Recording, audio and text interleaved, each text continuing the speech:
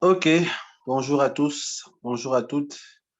Merci en tout cas à tous ceux qui sont là aujourd'hui pour nous suivre, pour vous qui êtes connectés. C'est un plaisir encore de partager la parole de Dieu avec vous.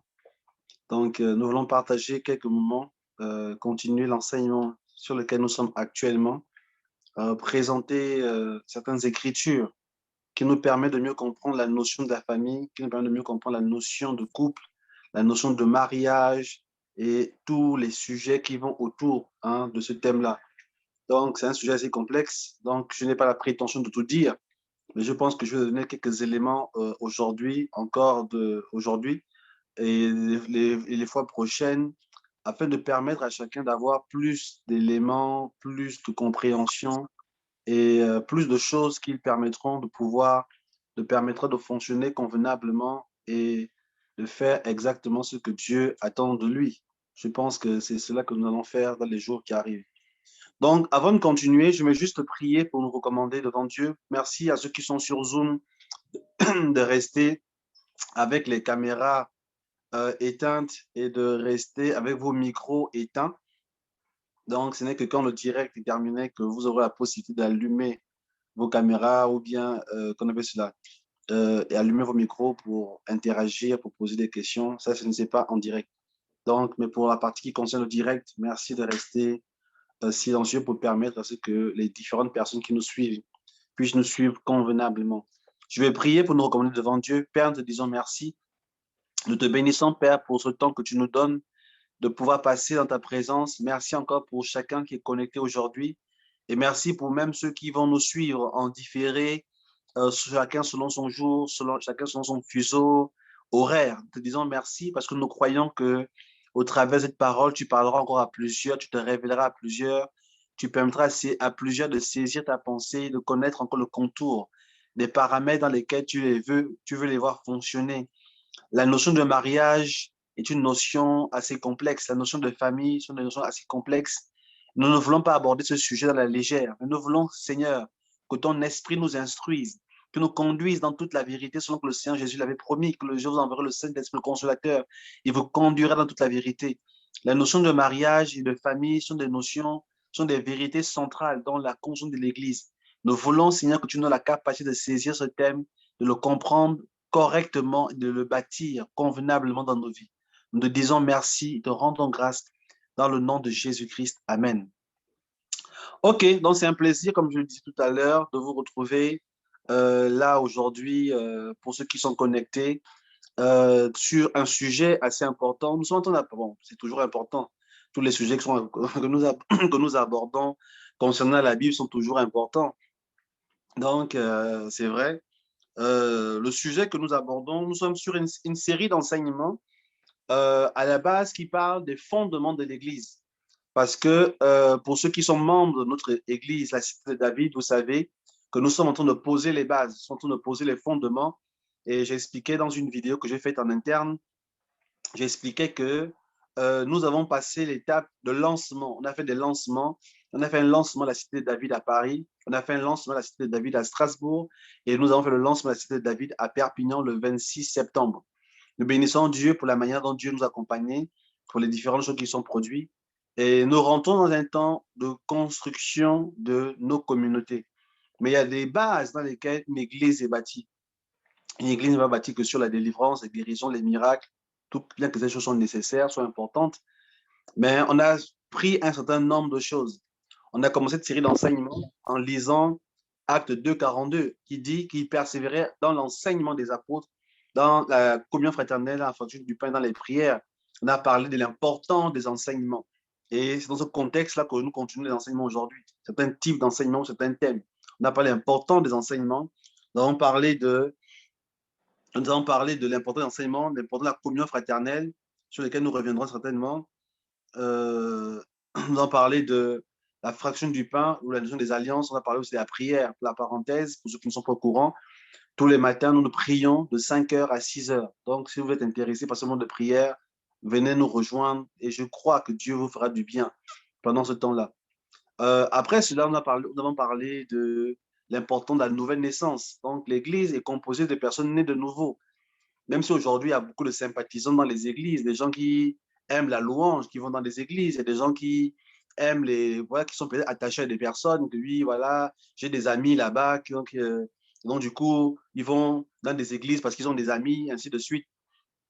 Mais, ou bien parce que c'est culturel, ce sont des personnes de ma famille, c'est mon frère le pasteur, c'est mon cousin, c'est mon père.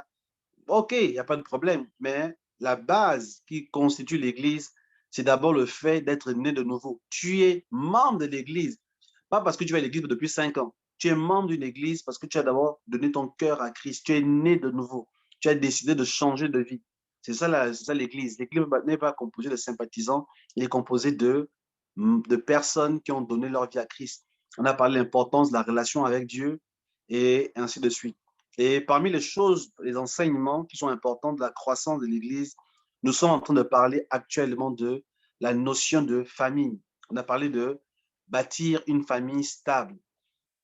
Bâtir une famille stable. Et je vais relire l'un des textes, parce qu'il y a beaucoup de textes qu'on a lus dimanche dernier, mais je vais relire l'un des textes ici importants qui a constitué notre réflexion de la semaine dernière, parlant de famille. Je vais commencer par cela. Je vais lire 1 Timothée chapitre 3. Je vais commencer à partir du verset 1. 1 Timothée chapitre 3, je vais lire à partir du verset 1. La Bible dit ceci, cette parole est certaine. Si quelqu'un aspire à la charge d'évêque, il désire une œuvre excellente. Il faut donc que l'évêque soit irréprochable, marié d'une seule femme, sobre, modéré, réglé dans sa conduite, hospitalier, propre à l'enseignement. Il faut qu'il ne soit ni adonné au vin, ni violent, mais indulgent, pacifique, désintéressé. Il faut qu'il dirige bien sa propre maison, qu'il tienne ses enfants dans la soumission et dans une parfaite honnêteté. Car si quelqu'un ne sait pas diriger sa propre maison, comment prendra-t-il soin de l'Église de Dieu? Il faut donc qu'il ne soit pas un nouveau converti, de peur qu'enflé d'orgueil, il ne tombe sous le jugement du diable. Il faut aussi qu'il reçoive un bon témoin de ceux du dehors, afin de ne pas, afin de ne pas tomber dans le propre et dans les pièges du diable, et ainsi de suite. Et on donne d'autres éléments. J'ai expliqué cela que ici, ce texte parle des évêques, un peu plus loin, on parle des diacres et diaconesses, mais en réalité, on parle d'eux parce qu'ils sont censés être les modèles. Mais en réalité, ce texte parle de tout le monde. Si tu es enfant de Dieu, tu dois pouvoir diriger convenablement ta maison. Tu dois bâtir convenablement ta maison, ta famille. Donc ici, nous comprenons bien par là que, bien que Dieu s'intéresse, on va dire, aux choses comme la nouvelle naissance, comme les enseignements, la prière, mais Dieu s'intéresse aussi au fait de pouvoir bâtir convenablement sa famille. Dieu s'intéresse aussi à cela. Tu dois bâtir ta famille convenablement. Ta famille doit être structurée convenablement. Dieu s'intéresse à la manière dont nous organisons notre vie familiale. La vie familiale n'est pas une vie qui s'organise par accident, qui s'organise en lisant des livres à la bibliothèque, qui ne s'organise pas avec seulement les conseils de la famille, des parents, je veux dire. Je vais essayer aussi d'avancer dans ce point-là. Je ne peux pas voir aujourd'hui, mais je vais aussi avancer dans ces points-là dans les jours qui arrivent. Parce que j'en parlais au début quand je parlais de la famille, parce que nous sommes confrontés à plusieurs modèles. Hein? Il y a le modèle que nous avons dans la société dans laquelle nous vivons, que tu vives en France, que tu vives au Gabon, en Afrique, que tu vives aux États-Unis, que tu vives en Asie. Il y a des modèles de famille, en fait. Hein? Chaque continent, chaque peuple, chaque nation a un modèle de famille. Et aujourd'hui, la société moderne, même aujourd'hui, bon, vous êtes au courant de ce qui se passe aujourd'hui. Il y a d'autres modèles de famille qui sont en train d'arriver. On parle des couples de même sexe, ainsi de suite. On ne dit plus père et mère dans les fiches publiques. On dit maintenant parent 1 et parent 2. C'est un modèle de famille. C'est un modèle. Et malheureusement, aujourd'hui, il y a des gens qui sont influencés par cela ou qui sont touchés par ce modèle. Ce modèle est imprégné dans leur esprit. Voilà pourquoi c'est important de savoir, quand tu veux bâtir ta famille, tu te tiens sur quel modèle? Sur quelle est ta référence? Est-ce que ta référence est ton père et ta mère? Parce que je ne suis pas en train de renier les familles des uns et des autres, que tes parents sont forcément des sorciers, sont forcément des personnes mauvaises. Non, mais je veux faire comprendre ici que ton père et ta mère ne sont pas la jauge avec laquelle Dieu fonctionne. Tes parents biologiques, aussi bien qu'ils soient, même si c'est des hommes de Dieu, c'est des apôtres, des prophètes, des évangélistes, des docteurs, des pasteurs, gloire à Dieu, mais ils ne sont pas forcément la jauge. La jauge est d'abord dans les Écritures, parce que vous pouvez avoir des membres de nos familles qui sont de bonnes personnes, qui sont même des gens dans le ministère, mais qui ont aussi commis certaines erreurs dans la manière de bâtir leur famille, dans la manière de construire, de diriger leur maison. Et j'ai pris le passage du psaume 91, non 127 la dernière fois, qui dit, si l'Éternel ne bâtit une maison, celui qui bâtit, bâtit en vain. C'est-à-dire que c'est Dieu qui construit, c'est Dieu qui est la jauge, c'est Dieu qui sait comment bâtir une vie familiale. Avant la vie familiale, comment te marier? Tu dois te marier avec qui? Le modèle de mariage ne vient pas de la télévision. Le modèle de mariage ne vient pas des séries télé, ne vient pas des films que nous connaissons, des films à l'eau de rose, des films romantiques. Aujourd'hui, c'est vrai que tout le monde veut être romantique, et ce n'est pas une mauvaise chose. Mais ce n'est pas là où nous tirons notre modèle. Hein? Nous ne tirons pas notre modèle de cela. Parce que la semence que tu mets en avant, et c'est ce qui produira le résultat par la suite. Donc, dans nos séries que nous connaissons, les mariages ne durent pas souvent. C'est souvent un mariage de 2 ans, de 5 ans, de 10 ans, de 20 ans parfois, et qui finissent parfois mal. Donc, c'est la semence que tu mets au départ, c'est la jauge que tu mets au départ qui détermine ce que tu seras demain.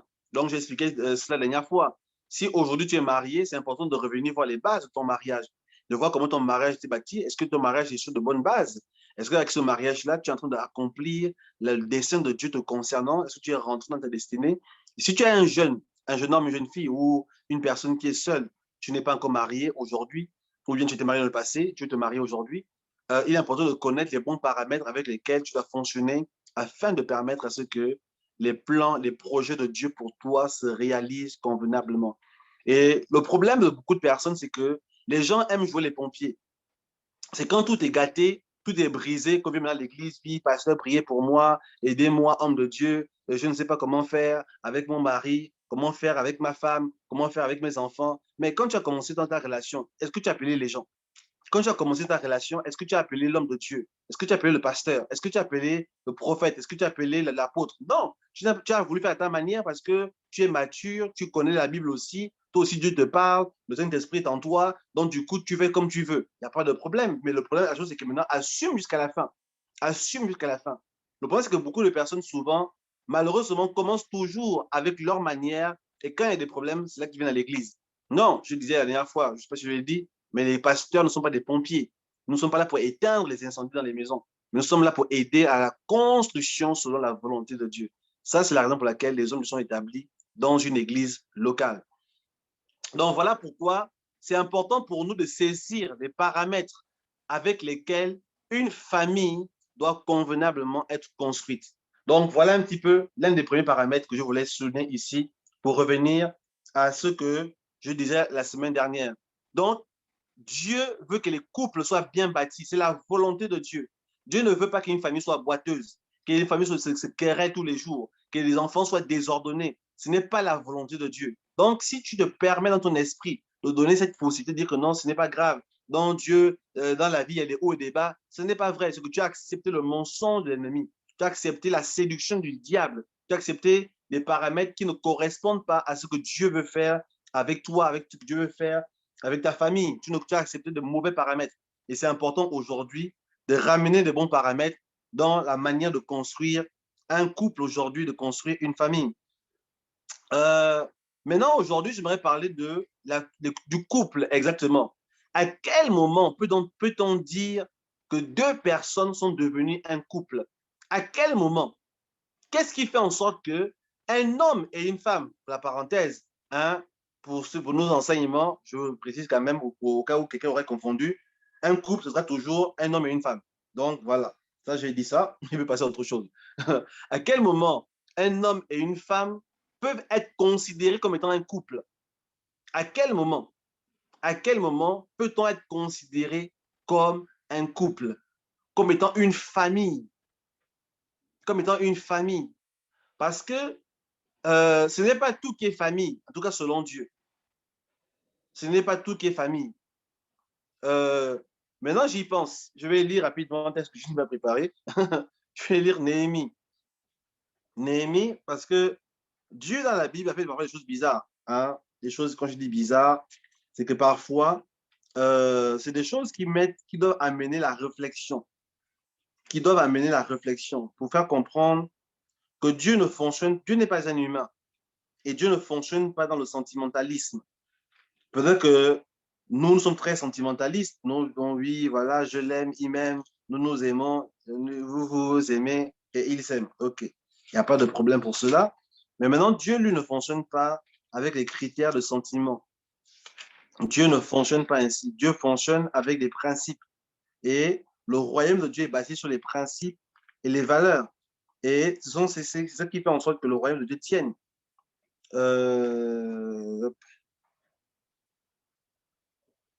Un instant, je cherche le passage de Néhémie où dit chasse la femme et les femmes étrangères avec leurs enfants. Donc, écrivez-moi si vous avez sur WhatsApp, hein, pour montrer un petit peu un texte ici. Donc, je ne l'ai pas préparé, mais qui me vient à l'esprit rapidement. Je pense que je vais commencer par celui-là. Donc, c'était dans Néhémie, je pense vers la fin.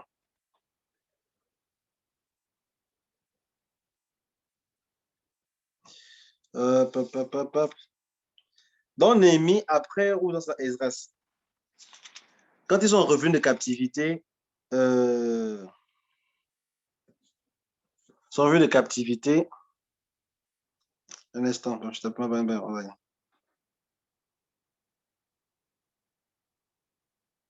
étrangère. Hein, ça allait tellement dur qu'on peut penser que Dieu était un raciste. Hein, Dieu était un suprémaciste, mais ce n'est pas le cas. Si quelqu'un a trouvé, vous m'écrivez moi. Je vais expliquer. Euh, Dieu considéré comme famille, Esdras 10. Ok, merci Laurent.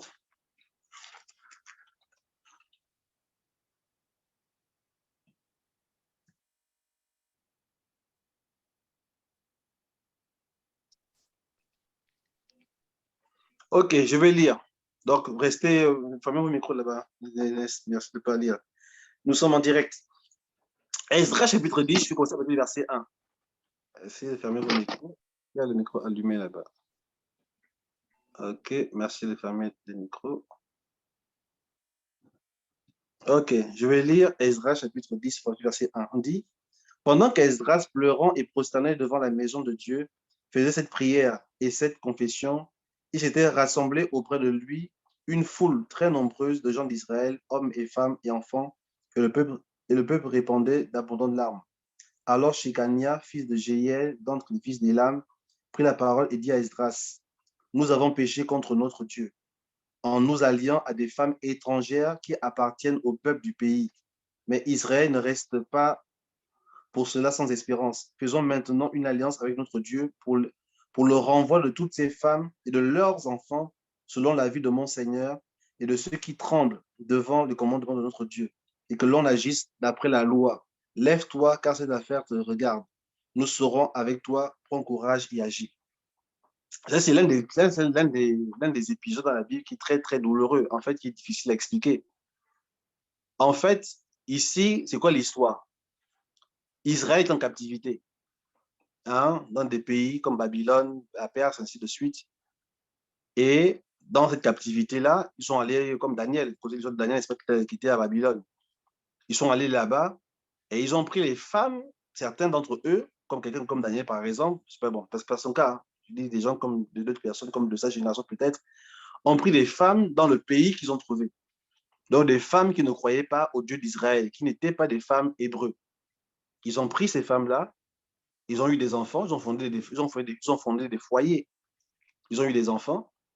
Mais maintenant, comme je le disais dimanche dernier, dans la vidéo plutôt de directive prophétique, Cyrus a donné un édito en disant de qui d'entre vous est de son peuple, qu'il retourne en Israël, aller rebâtir, ainsi de suite. Bref, c'est comme ça qu'il y a eu un mouvement qui est de sortie, hein, comme l'exode. Beaucoup de Juifs sont ressortis de Babylone, ils sont retournés en Israël, et ainsi de suite. Ils avaient maintenant voulu rebâtir. Et maintenant, quand ils sont revenus, il fallait savoir maintenant, tu es de quelle famille, tu es de quelle tribu. Ça, ce sont des notions très importantes, on en reparlait l'autre fois. Donc, parce que quand tu es juif, tu n'es pas juif de manière générale. Tu es juif d'une famille. Hein, voilà pourquoi, pour la parenthèse, chacun doit être dans une famille naturelle comme une famille spirituelle. En Israël, c'était comme ça.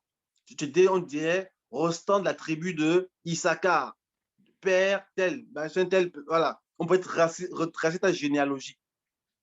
Et maintenant, il y a des gens qui sont venus avec des femmes qui n'étaient pas d'Israël, alors que Dieu ne tolérait pas ce genre de relation. Dieu ne tolérait pas ce genre d'union-là. Dieu ne tolérait pas ça. Mais ils sont venus, ils ont voulu imposer ça à Dieu. Mais Dieu a clairement parlé en disant non, que ceux qui sont venus, qui se sont mariés à Babylone ou en Perse avec des femmes non juives, qu'ils renvoient ces femmes-là avec leurs enfants. Donc, regardez la déchirure. Regardez un peu la déchirure, quelqu'un qui est obligé, s'il veut rester en Israël, de se séparer de sa femme et de ses enfants, qui ne sont pas juifs. De se séparer. Parce que Dieu montrait par là que toute relation humaine n'est pas considérée comme un couple selon lui. Un couple selon lui, c'est des personnes de même nature qui se mettent ensemble.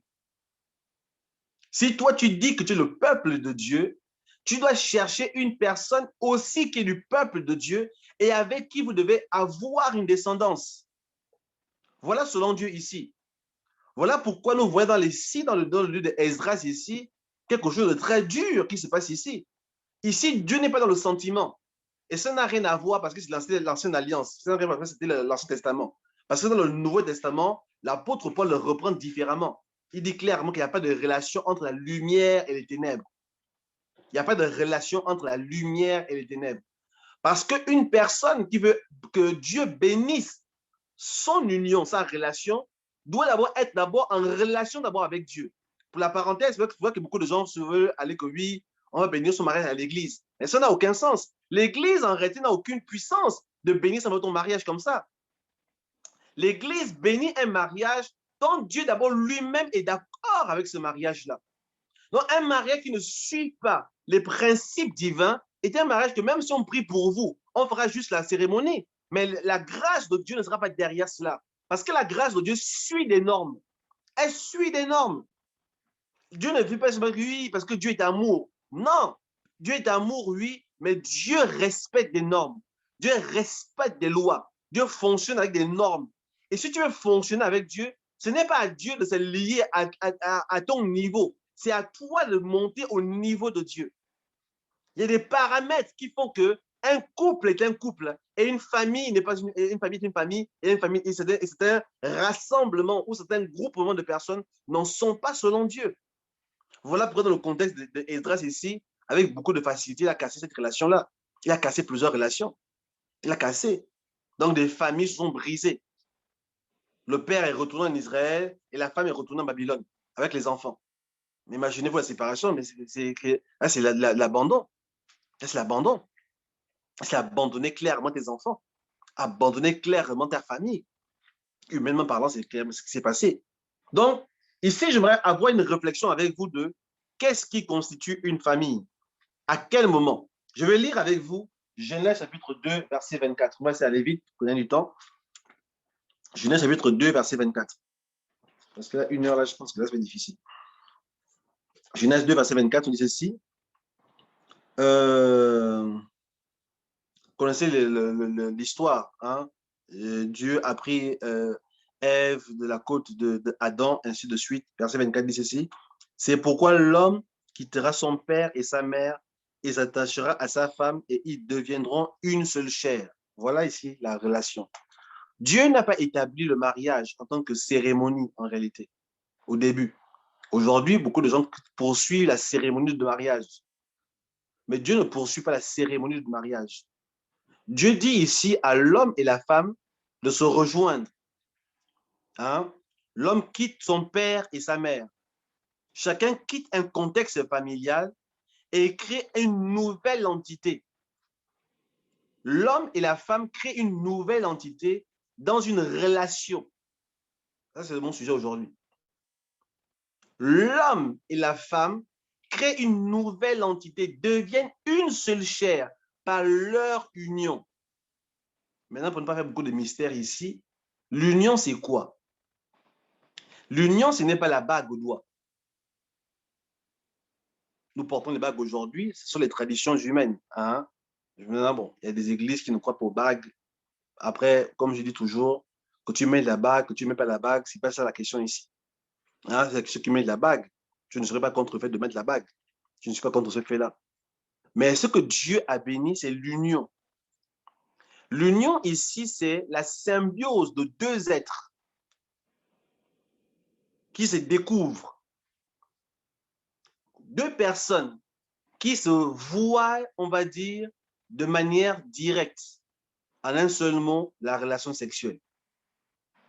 Voilà ce que Dieu a béni ici. C'est l'union entre deux personnes. Maintenant, cette union-là, elle se passe dans des paramètres spécifiques.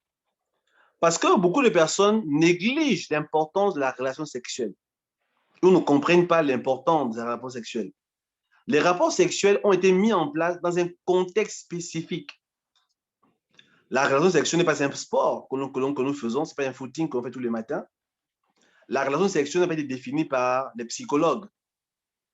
La relation sexuelle n'a pas été définie par je ne sais pas qui, par la loi de 1901 ou bien 1905 ou par l'État français ou l'État, je ne sais pas quel État américain. La relation sexuelle a été instituée par Dieu pour répondre à des paramètres spécifiques. Parce que la relation sexuelle est un acte qui unit deux êtres. Qui unit, en fait, qui emmène la manifestation d'un engagement commun que l'un et l'autre ont pris. Alors, ce qui fait qu'ils s'assemblent, non seulement physiquement, mais aussi spirituellement. Voilà qu'ils deviennent une seule chair. Un pays devient ce qu'on appelle une seule entité. Quand je parlerai un jour de Dieu, je parlerai de quoi? Une entité. Parce que le mot entité est un mot que beaucoup de gens ne comprennent pas. Hein? Ce n'est pas évident dans la Bible, parce qu'on dit, on dit une seule chair. Mais maintenant, le mot, pour bien comprendre ça, je parle d'entité.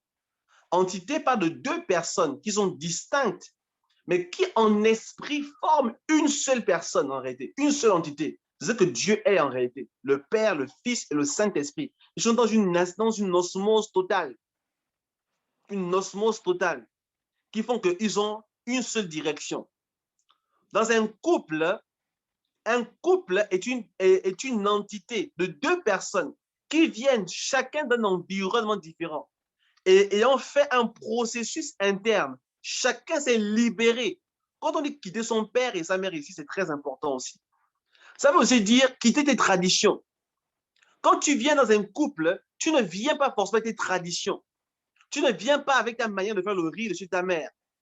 C'est-à-dire que l'homme doit venir apprendre la manière de faire le riz de sa femme. Tu n'es pas obligé de venir vivre dans la nostalgie de ce que ta mère faisait dans le passé. Parce que tu n'es plus chez ta mère. Et la femme, elle n'est plus chez son père non plus. Donc, tu n'as pas le besoin ici de venir reproduire un modèle ancien. Un couple n'est pas un endroit où on vient reproduire un modèle ancien. Un couple est un endroit où on vient découvrir un modèle unique. Il y a un modèle unique qui s'établit dans un couple. Et ce modèle unique, l'homme et la femme doivent le découvrir ensemble. Un modèle d'élever les enfants, un modèle de fonctionner. L'une des choses qui détruit les familles, surtout le milieu africain, c'est le fait que l'homme ou la femme, chacun veut reproduire le modèle familial qu'il a connu. Il est écrit ici, tu quitteras ton père et ta mère. Tu dois les quitter dans ta pensée. On ne quitte pas seulement physiquement, tu quittes la maison de tes parents. Tu quittes aussi spirituellement. Tu quittes aussi le modèle afin de découvrir le modèle de couple que tu dois devenir avec ta femme, avec ton mari. Il y a un modèle qui est attaché à chaque famille. Il y a un modèle. Et maintenant, ce modèle, l'une des manières dont ce modèle s'exprime, ou de la manière dont vous vous découvrez, l'une des choses qui scelle votre relation, c'est la relation sexuelle. Elle ne sert pas simplement à faire des enfants. Elle sert à sceller votre union. Elle sert à vous emboîter l'un et l'autre. Et pour célébrer quelque part, célébrer la relation. Un rapport sexuel célèbre en réalité.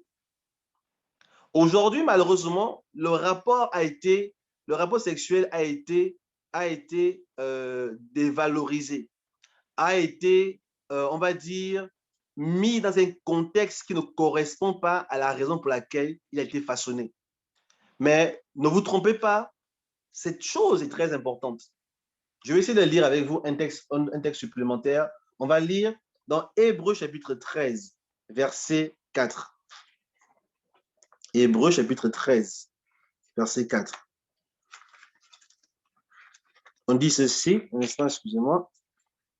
Hébreux chapitre 13. Pour essayer de comprendre un peu les paramètres dans lesquels Dieu veut que les choses puissent fonctionner. On dit ici que le mariage soit honoré de tous et le lieu conjugal exempt de toute souillure. Car Dieu jugera les impudiques et les adultères. D'autres versions disent Dieu jugera les fornicateurs et les adultères. On dit que le mariage soit honoré de tous et que le lit conjugal est exempt de toute souillure. C'est-à-dire que n'amenez pas dans le lit conjugal, dans la relation de l'homme et la femme, la souillure. Ne brisez pas les lois avec lesquelles Dieu a uni l'homme et la femme. L'homme et la femme ont été unis sur les paramètres spécifiques. Mais le problème aujourd'hui, c'est que nous sommes en train de dévaloriser, de changer la nature normale et naturelle qu'elle doit être la relation entre l'homme et la femme dans le contexte du mariage. C'est ce que la Bible appelle la souillure. La souillure est un élément étranger. Hein? C'est un corps étranger qui vient apporter une forme de saleté dans un environnement qui est pur. L'union est censée être pure, mais la souillure vient donner une autre image, donc vient donner une autre nature à la chose qui a été mise en place. Et c'est ainsi que c'est sa semence extérieure mise dans l'homme et la femme qui emmène la fornication et l'adultère, qui sont deux mots différents. Le mot fornication parle de relation entre deux personnes qui ne sont pas unies, qui ne se sont pas engagées, ou simplement qui ne se sont pas mariées. C'est le mot adultère, fornication. Et le mot adultère ici fait référence à des personnes qui sont l'un ou l'autre est déjà mariés, engagés quelque part et qui a une relation extra-conjugale. Le mot adultère ou impudique ici, c'est le mot grec porneros. C'est de ce mot qu'a été tiré le mot pornographie. Hein? Et ce mot parle en fait quelque part d'une forme de prostitution. De prostitution. En fait, de te mettre dans une relation de manière illégale. De manière illégale. En fait, c'est une relation contre nature. Dieu a toujours jugé les relations contre nature. C'est une relation contre nature. Parce que ce qui est naturel, c'est d'abord de s'engager avec une personne avant de la découvrir physiquement. Parce que découvrir une personne physiquement n'est pas juste un acte physique, c'est aussi un acte spirituel. Et c'est l'un des aspects que cet après-midi, aujourd'hui, j'aimerais souligner un peu plus. Parce que beaucoup de gens, vous connaissez beaucoup d'enseignements sur la fornication, sur l'adultère, il y a beaucoup d'enseignements qui sont sur Internet par rapport à ça. Et c'est très bien déjà, c'est une très bonne base. Mais j'aimerais tirer sur un aspect différent aujourd'hui pour amener la réflexion, pour que chacun comprenne ce qu'il est en train de faire en commettant l'adultère, la fornication. Je suis sur le contexte de la fornication ici.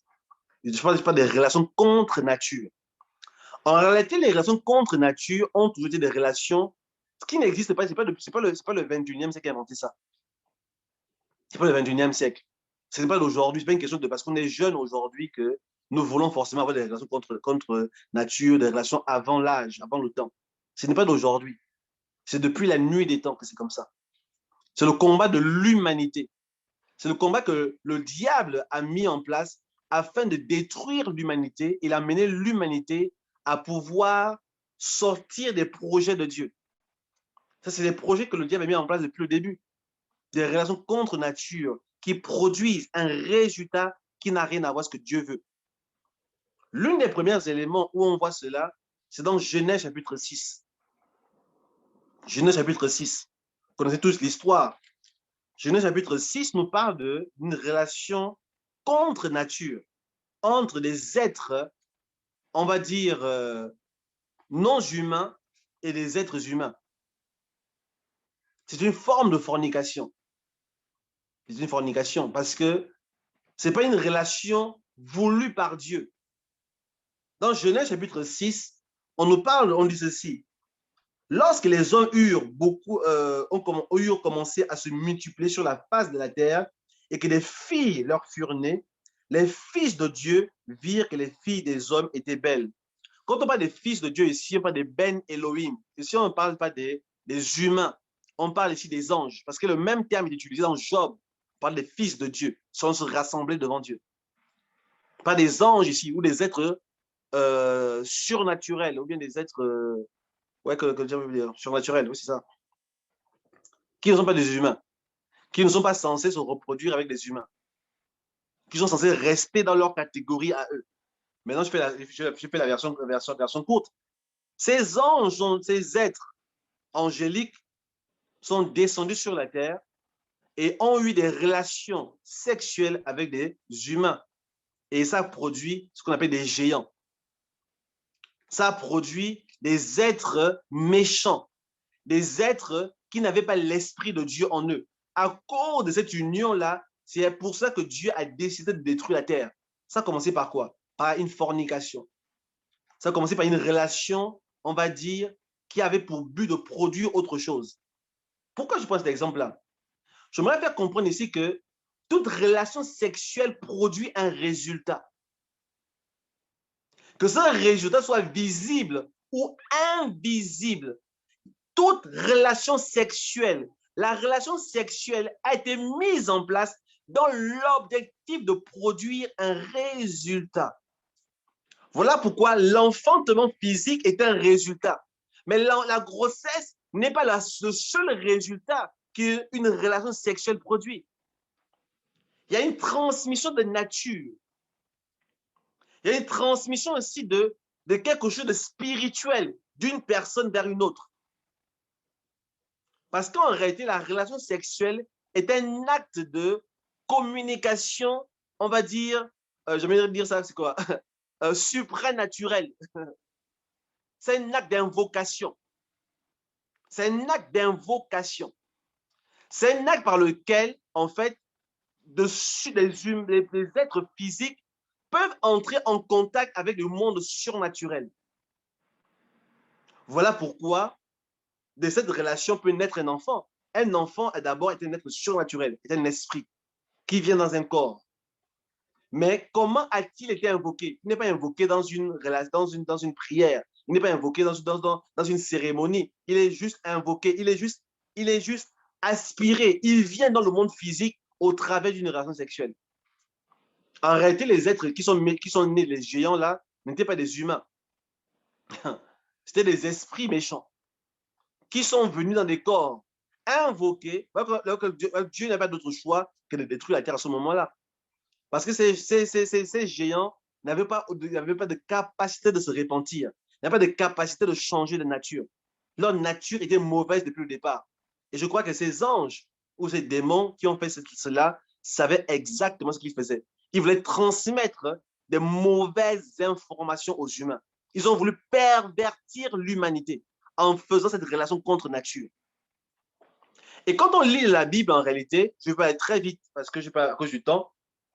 Quand on lit la Bible, en réalité, quand on vous parle d'Israël qui se tournait vers les Baals et Astarté, c'était qui ces gens, en fait, les Baals et Astarté? Qui étaient ces Baals et Astarté? Astarté, quand vous voyez dans la Bible, écrit plusieurs reprises dans la Bible, Astarté est une déesse de la Mésopotamie là-bas, bon, bref, de toute cette région-là, qui pouvait prendre plusieurs noms, parfois le féminin de Baal, ainsi de suite. Mais pour la parenthèse ici, en fait, c'était la déesse de la fécondité. La même chose que Isis était en Égypte, en Grèce, dès qu'il Épaphrodite, non, Épaphrodite, c'est pas c'est le copain de Paul. Je pense que c'est Athéna, je pense, qu'il y a eu après Aphrodite, je pense, Aphrodite. En fait, qu'est-ce que ça veut dire déesse à fécondité? Et comment cette déesse-là était invoquée, comment cette déesse-là était priée? En fait, dans les temples, les gens allaient faire des offrandes à ces dieux-là. Et dans ces temples-là, il y avait ce qu'on appelait des prostituées sacrées. Des prostituées sacrées qui faisaient que les gens, dans les cérémonies, en fait, se concluaient par des rapports sexuels avec les prêtresses. Et ça faisait partie de l'invocation de cette déesse-là. Et quand la Bible parle des enfants d'Israël qui sont allés vers les faux dieux, vers les Astartés et les Baals, en fait, voilà les pratiques qu'ils faisaient. C'était une manière de lier leur âme, de lier leur être, leur esprit à ces entités spirituelles. Vous comprenez bien par là ici que le rapport sexuel n'a jamais été quelque chose de neutre. Parce qu'il a toujours eu un objectif de produire ou de transmettre une nature d'une personne vers une autre. Voilà son véritable objectif ici. Voilà pourquoi, dans le contexte d'une relation de couple, dans une relation d'un couple marié, le but, en réalité, c'est de se transmettre la vie. Le but ici, c'est de s'influencer, en fait, de tisser une alliance, de tisser des choses dans le monde de l'esprit, entre l'homme et la femme.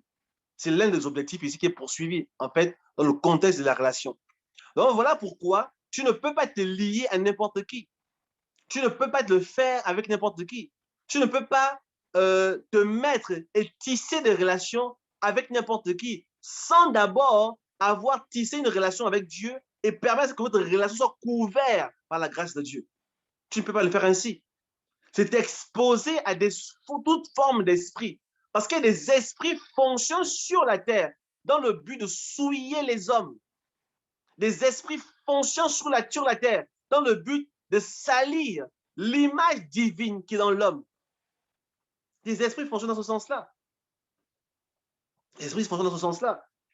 Et le fait d'aller vers n'importe qui t'éloigne au fur et à mesure ou te fait, on va dire, dépenser. Un instant. Te fait libérer, on va dire, l'énergie hein, spirituelle que Dieu a déposée en toi. Ce thème-là, je vais l'aborder un petit peu de manière, on va dire, soft. Et dans les jours qui arrivent, j'aurai des rencontres beaucoup plus spécifiques où j'irai dans certains détails pour être beaucoup plus clair. Hein? Mais là, seulement en version grand public. Donc, tu dois faire attention à ne pas te lier à n'importe qui. Tu dois faire attention à ne pas livrer ta vigueur. Et je pense dans les proverbes, hein, dans les proverbes rapidement, je vais retrouver ça. Dans Proverbe, je pense, chapitre 5. Un instant. Dans Proverbe de vigueur.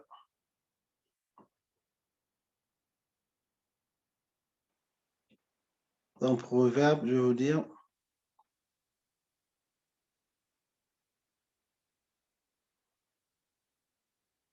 On dit ici, dans Proverbe 31, merci Laurent, Proverbe 31, verset 3, on dit, ne livre pas ta vigueur aux femmes et à celles qui et, et tes voix à celles qui perdent les rois. Livrer sa vigueur aux femmes ici est synonyme de te livrer à des gens qui te font perdre ta dimension de royauté. Ça veut dire que tu perds une position spirituelle. Tu perds quelque chose. Ne te mens pas toi-même. Le fait de livrer ta vigueur à quelqu'un d'autre, te fait perdre quelque chose. Tu tisses des relations avec la personne. Tu bâtis quelque chose de négatif. Tu tisses un mauvais lien. Ou simplement, différemment, tu nourris un esprit. Et il y a des esprits qui se nourrissent de ce genre de choses-là. Il y a des esprits qui se nourrissent. Qui se nourrissent. Je vais terminer par un texte ici dans Ésaïe 34, verset 14. Je vais juste ouvrir une parenthèse. Je n'aimerais pas que vous restez à fond dedans, mais j'aimerais quand même en parler. Hein? Ésaïe 34.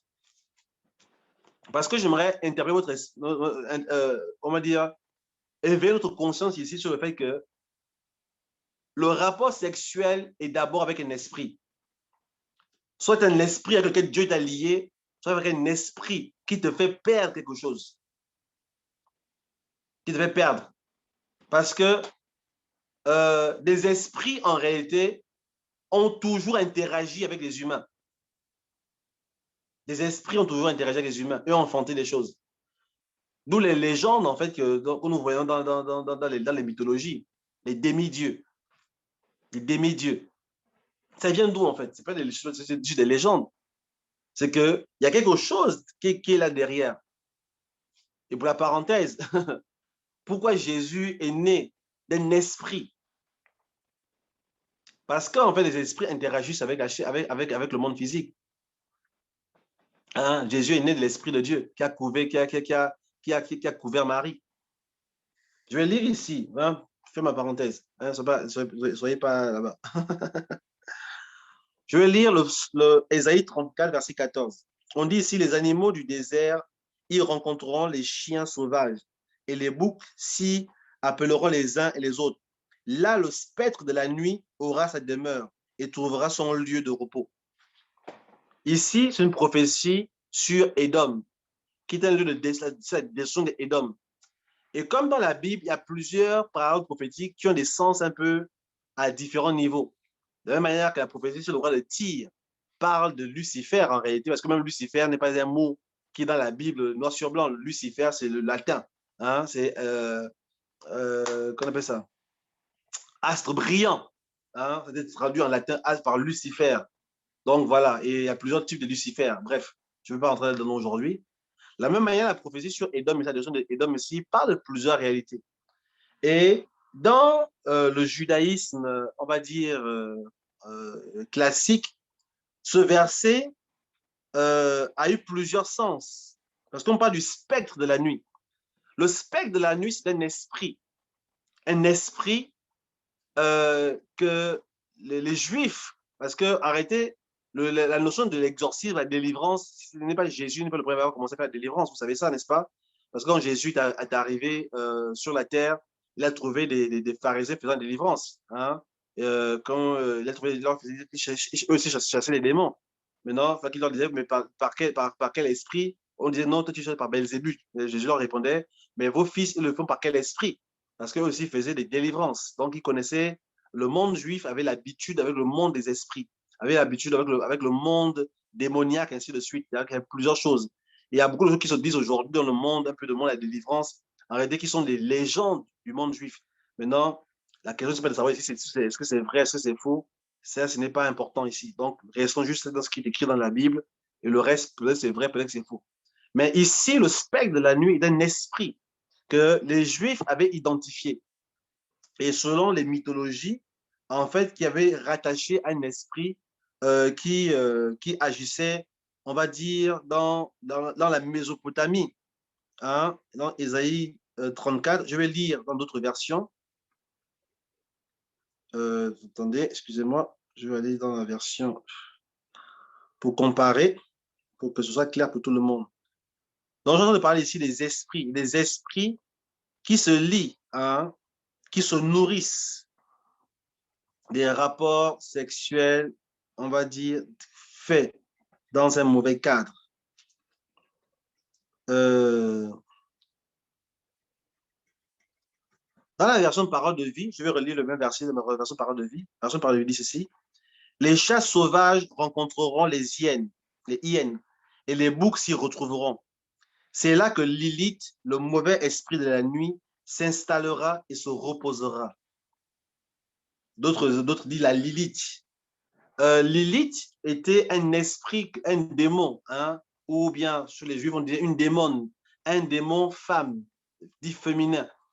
Donc, qui était identifié comme étant un esprit qui sévissait la nuit, qui avait des rapports sexuels avec des humains, qui venaient dans des rêves. Donc, tu fais des rêves érotiques. Ce qui fait qu'aujourd'hui, les rêves érotiques n'ont pas commencé d'aujourd'hui. Ce n'est pas un problème du 21e siècle parce que tu as regardé un film un peu trop bizarre la nuit et que maintenant tu as dit dormir, tu as fait des films. Non. En fait, c'est des réalités qui ont toujours existé. C'est des réalités qui ont toujours existé et qui ont maintenant été, on a donné des noms à ces réalités-là, on a donné des esprits à ces choses-là. On s'est rendu compte qu'en fait, il y a des esprits des démons qui viennent sur la terre, sur les humains et viennent les pousser dans des relations non légales, qui viennent les pousser dans des choses qui ne sont pas correctes, dans l'érotisme nocturne, dans trop de sensualité. Beaucoup plus loin, c'est ce qui a donné, en fait, quand on parle de l'esprit des esprits de séduction. Hein? Tu aimes séduire, tu es une femme, tu aimes séduire. Comme dirait quelqu'un, derrière tout comportement se cache un esprit. Quand tu aimes séduire, tu es poussé par quel esprit? Qu'est-ce qui t'anime en réalité? Je suis en train de parler de Ésaïe 34, Thierry. Ésaïe 34, verset 14. Dans la version de lui seconde, on parle de spectre de la nuit. Dans la parole de vie, on dit Lilith. Spectre de la nuit. Donc, euh, tu veux séduire. Ce qui fait qu'il y a les esprits, en fait, qui poussent les gens, les humains, à poser certains actes, à être dans l'hypersexualité. Aujourd'hui, le monde est en train de tomber dans l'hypersexualité. Et nous trouvons que c'est normal, c'est ma liberté. J'ai le droit de coucher avec qui je veux. Non, tu es juste soumis à des esprits qui te poussent à agir de cette manière, qui veulent détruire, on va dire, le foyer conjugal, qui veut que la notion de rapport sexuel du couple change de paramètre, que la chose ne soit plus faite dans les paramètres dans lesquels Dieu l'a établi. On dit que le lit conjugal, c'est le lit conjugal qui va être préservé. C'est le lit conjugal dans lequel certaines choses doivent se faire. Si tu n'es pas dans un contexte conjugal, tu es dans l'illégalité et tu es soumis à des esprits qui te poussent à agir de telle ou telle manière. Voilà pourquoi tu as besoin de délivrance. Tu as besoin d'être lié, d'être délié, je veux dire. Tu as besoin de briser les chaînes. Ce n'est pas l'esprit de la jeunesse. Non, ce sont des esprits qui ont toujours agi depuis très longtemps. Ce n'est pas le 21e siècle. Le monde n'a pas évolué. Non, le monde n'a pas évolué. Ces esprits ont toujours été là. Voilà, pour l'exercice 34, vous voyez bien qu'ici, les Juifs avaient commencé à réprimer cet esprit-là parce qu'ils voyaient que certains, il n'y avait pas la pornographie à l'époque. Il n'y avait pas Internet, il n'y avait pas les sites pornographiques, il n'y avait pas les magazines. Mais on savait déjà que les jeunes gens étaient visités la nuit par des esprits. On le savait déjà. Exercice 34, c'était à quel moment? 16 ans avant Jésus-Christ. Ça n'a rien à voir avec Internet. Ça n'a rien à voir avec Internet. Donc, la question de la masturbation était quelque chose qui était posé déjà à cette époque-là déjà. Ce n'est pas quelque chose de contemporain. Ce sont des réalités spirituelles qui viennent pour briser la notion du lit conjugal. Voilà qu'en Hébreu 13, on dit que le lit conjugal soit exempt de toute souillure.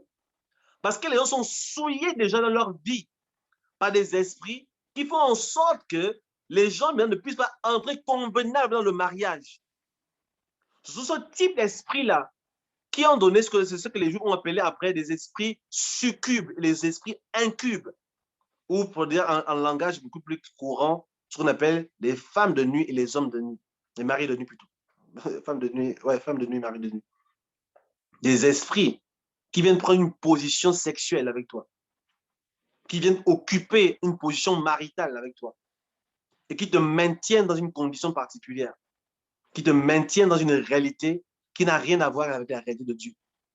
Et pour cela, ces esprits sont un obstacle à ce que tu puisses vivre, on va dire, une sexualité normale. Parce que la sexualité normale, elle existe. Et il y a des paramètres qui accompagnent cela. Il y a des paramètres qui accompagnent cela. La sexualité normale, elle existe au contexte du fait que tu quittes ton père et ta mère. Tu quittes ton contexte. Tu quittes d'où tu viens. Tu crées un nouveau cadre. Tu te lies à quelqu'un par les liens du mariage. Et Dieu bénit cette relation-là. Et à ce moment-là, pour construire la relation de mariage par les discussions, par des projets et par le rapport sexuel qui vient donner du ciment à votre relation. Parce que vous communiquez, ça communique un esprit d'esprit à esprit. Pour la parenthèse, pour les couples mariés aussi, ça montre aussi l'importance du rapport sexuel. Vous n'êtes pas frères et sœurs. Vous devez communiquer. On ne communique pas que par les mots. On communique aussi par le rapport sexuel. C'est une invocation que vous faites. C'est une manière de prier ensemble, si vous voulez savoir, pour faire beaucoup plus court. C'est une manière de prier ensemble. C'est une manière de prier ensemble. Comme je dis, dans certaines réunions beaucoup plus euh, spécifiques, j'aurai le temps d'entrer dans certains détails pour donner plus de clarté par rapport à cet aspect-là. Mais je dois montrer ici par là que la fornication est un lien que tu tisses avec des esprits des ténèbres. La fornication est un lien que tu tisses avec des esprits de ténèbres. Tout comme l'adultère, en réalité. Parce que tu sors du cadre dans lequel Dieu veut que tu puisses bâtir les choses. Et le rapport sexuel dans le contexte du mariage est une relation que tu es en train de bâtir, que tu tisses. L'homme et la femme, et aussi avec Dieu. Et aussi avec Dieu. Parce que vous êtes dans un contexte légal, dans les paramètres. Ésaïe 34, tiré verset 14. Lis dans la version Parole de vie ou version Darby, dans d'autres versions. Ou tu vas spectre de la nuit. Si tu vas spectre de la nuit, c'est que tu es dessus. Bref, une question tout à l'heure. Donc, voilà, il faut faire attention par rapport à ces paramètres-là. Il faut faire attention à ces paramètres-là. Donc, il y a un cadre dans lequel les choses doivent se bâtir. Donc, si tu es un jeune homme, tu es une jeune fille, ne te laisse pas influencer par ces esprits-là. Ne te laisse pas influencer. Ce n'est pas la modernité. Hein? Ce n'est pas le temps moderne dans lequel nous sommes que oui, qui veut maintenant que, parce qu'on est jeune aujourd'hui, au 21e siècle, nous sommes en 2021, maintenant ça veut dire que tu peux coucher avec qui tu veux. Non, tu es en train de détruire ta vigueur. Tu es en train de libérer la dimension royale qui est en toi, tu es en train de la laisser échapper. Tu perds quelque chose en réalité. À chaque rapport, tu perds quelque chose. Tu perds une dimension. Tu tues une dimension, une partie de ta destinée. Tu tues quelque chose en toi et tu la lies à d'autres esprits. Tu la lies à d'autres entités. Tu la lies à d'autres environnements. Tu peux prier, tu peux venir à l'église. Voilà qu'il faut faire attention. Hein? La prière à l'église, c'est même pas pour venir, c'est pas ce qui va te libérer de tout. Il faut respecter les lois, il faut respecter les principes spirituels. Si tu ne respectes aucun principe spirituel, aucune prière, aucun homme de Dieu ne te libérera de ça. Parce que la Bible déclare que ceux qui avouent ces transgressions et les délaissent obtiennent miséricorde. Mais celui qui ne les avoue pas ne prospère point, n'avancera pas, ne pourra pas progresser, ne pourra pas avancer convenablement. Ne pourra pas avancer convenablement. Donc voilà pourquoi il faut se mettre dans une position de pureté. Il faut se mettre dans une position de pureté. Il faut avancer dans des paramètres qui correspondent à ce que Dieu veut pour toi. Je vais lire 1 Corinthiens chapitre 5 pour terminer vraiment. Voilà ce que Paul a dit aux Corinthiens. Parce que les Corinthiens étaient chrétiens. Ils priaient en langue, ils prophétisaient, chassaient les démons. Mais malheureusement, voilà ce qui s'est passé chez eux. On entend dire généralement qu'il y a parmi vous de l'impudicité. Et une impudicité telle qu'elle ne se rencontre même pas chez les païens. C'est au point que l'un de vous a la femme de son père. Et vous êtes enflé d'orgueil. Ici, nous voyons ici comment l'ennemi brise des églises en réalité. L'ennemi brise des églises par la libération de l'esprit d'impudicité. Par ces esprits, de ces spectres de la nuit qui influencent, qui agissent et qui poussent à poser des actes. Vous comprenez ici que là, nous sommes en train de quitter d'une simple faiblesse à l'action d'un démon. Hein? Nous quittons aussi d'une simple faiblesse. Il y a la faiblesse. Mais derrière cette faiblesse se cache un esprit qui ne veut pas que tu puisses avancer. Derrière cette faiblesse se cache un esprit qui ne veut pas que tu entres dans ta destinée. Derrière cette faiblesse se cache quelque chose. Et c'est pour cela que, à cause de cet esprit-là, tu ne peux pas avoir un foyer stable. Parce qu'un foyer stable, ce n'est pas fait de rester ensemble pendant 20 ans. Ce n'est pas fait de rester ensemble pendant 50 ans. Ça, c'est un foyer stable. Un foyer stable, c'est celui-là qui accomplit la volonté de Dieu. C'est celui-là qui se retrouve dans les paramètres dans lesquels Dieu les a envoyés sur la terre. C'est celui-là qui se retrouve dans les paramètres dans lesquels ils sont en train de réaliser les intentions de Dieu pour eux. Voilà ce que Dieu appelle un foyer stable ici. Parce qu'il y a beaucoup de couples qui sont restés ensemble pendant 50 ans, mais qui finalement, malgré leurs 50 ans de mariage, n'ont pas accompli ce que Dieu attendait d'eux. Donc voilà pourquoi nous devons chercher la délivrance. Donc chercher à sortir de toute forme de mentalité qui souillerait notre esprit. Voilà que Jésus disait quelque part, que quand tu convoites une femme, tu as déjà commis adultère avec elle, parce que c'est ton esprit qui a été marqué. Parce qu'il n'y a pas besoin de commettre un acte physique ici. Mais quand tu es en train de languir, ton esprit est dans l'imagination très débordante. Ce que tu es en train de laisser certains esprits prendre possession de toi et agir à l'intérieur de toi. Tu es en train de laisser certains esprits t'influencer. Voilà pourquoi, à partir d'aujourd'hui, à chaque fois que tu auras une mauvaise pensée, c'est vrai que ces pensées ne viennent pas de toi. C'est influencé par des esprits. À chaque fois que tu te tourneras vers la pornographie, sache que ce n'est pas de toi. Ça vient des esprits. À chaque fois que tu auras envie de te masturber, que tu tomberas dans la masturbation, sache que c'est le résultat d'esprit. Et c'est pour cela que, à ce moment-là, tu dois combattre cela. Parce qu'on ne peut pas combattre cela, c'est de souiller ton lit conjugal. Tu souilles. Et quand tu souilles ton lit conjugal ici, tu es en train aussi de, quelque part, perdre ta dimension royale, comme on l'a lu dans le 191, dans le proverbe plutôt. Tu perds quelque chose. La dimension de la royauté t'est enlevée. Quelque chose t'est enlevé et ces esprits cherchent à enfanter quelque chose en toi. De la même manière qu'ils ont enfanté des géants dans Genèse chapitre 6, ils enfantent des valeurs en toi. Ils enfantent des comportements en toi. Ils enfantent des choses en toi qui s'installent progressivement. Et tu crois que c'est de toi-même. Alors que non, tu commences à accepter certaines mentalités. Tu commences à accepter certaines valeurs. Tu commences à accepter certains comportements. Tu commences à accepter certaines choses. Pourquoi ces choses se sont installées en toi? Parce que tu as donné l'accès. Donc, la Bible dit quelque part, ne donnez pas accès au diable. Donc, apprendre à fermer la porte d'accès de toute forme d'esprit agissant dans nos vies. Donc, le combat spirituel, ce n'est pas juste de prier pour que les esprits, que je brise les esprits de machin, non. Il y a aussi une dimension où tu prends, euh, tu prends position en toi de ne pas te souiller. Tu dois te résoudre dans ton cœur de ne pas te souiller comme Daniel a fait. Daniel a résolu dans son cœur de ne pas se souiller. Tu dois te résoudre dans ton cœur de ne pas te souiller. Tu dois te résoudre dans ton cœur. Parce que c'est d'avoir une décision avant que ce ne soit d'abord quelque chose que tu arrives à faire. Ça doit être une décision en toi.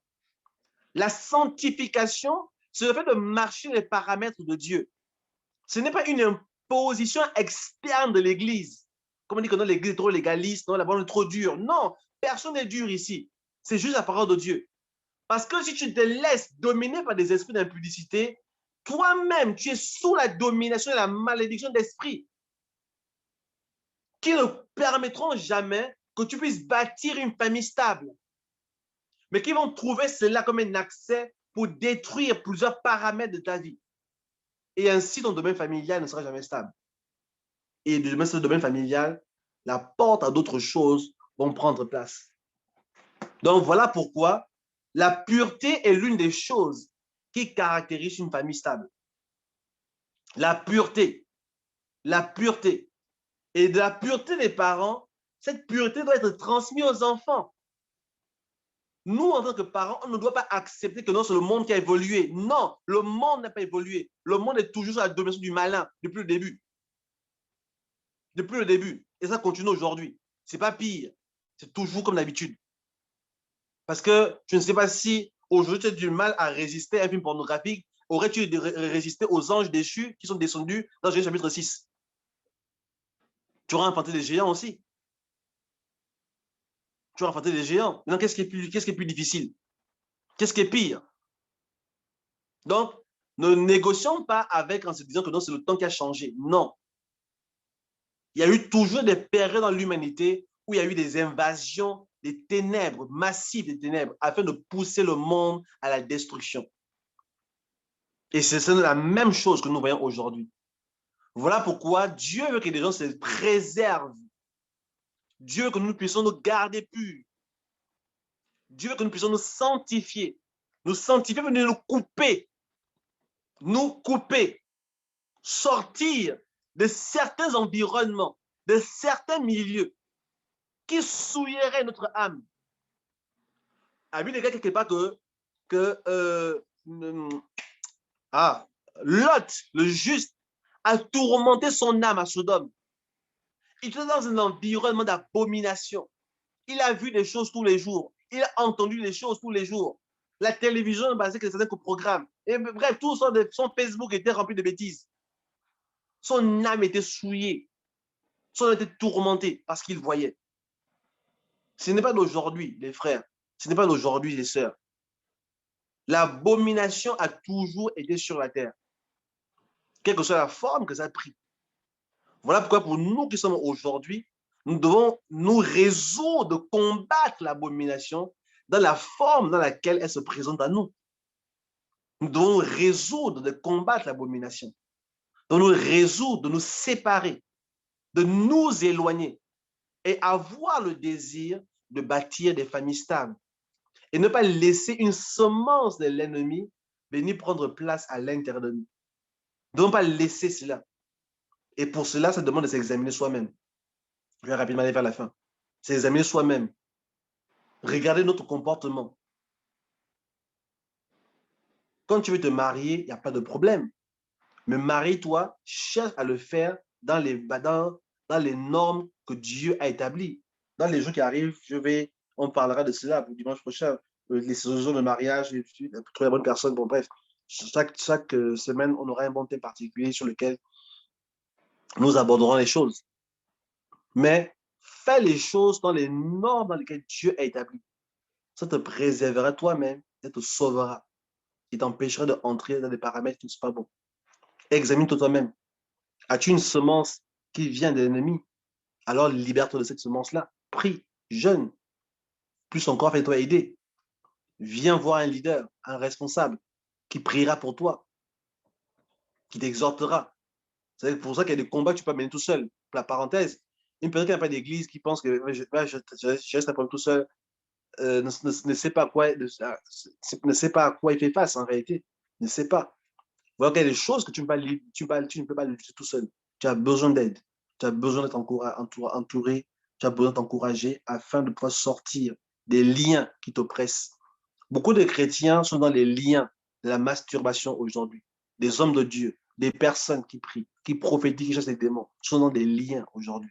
Et c'est l'action de l'ennemi. Et ça, nous venons à 1 Corinthiens, ici, chapitre 5, qui parle ici de l'église de Corinthe.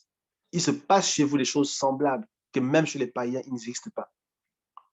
Et là qu'aujourd'hui, l'église et le mouvement d'aujourd'hui est un mouvement de pureté. Un mouvement qui amène des hommes et des femmes à se lever d'une véritable sanctification, une véritable pureté de cœur. Pas une sanctification de mots et de termes, mais une sanctification réelle, une libération de cœur, une libération de notre être de toute forme d'influence, afin que nous puissions servir Dieu convenablement avec un cœur pur. Donc, je pense que je vais m'arrêter là sur ces mots et je vais juste prier pour terminer. Père, je te dis merci pour ta parole. Merci pour les instructions que tu nous donnes.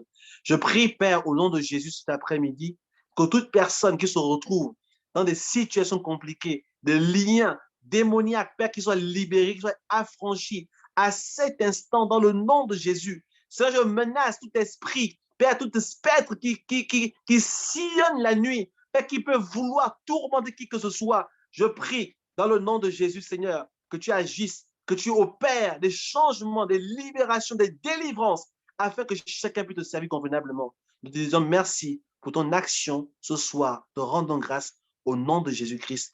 Amen. Donc, Dieu vous bénisse. Donc, ceux qui sont sur Facebook restent juste pour un moment d'interaction. Et je vous dis à dimanche prochain.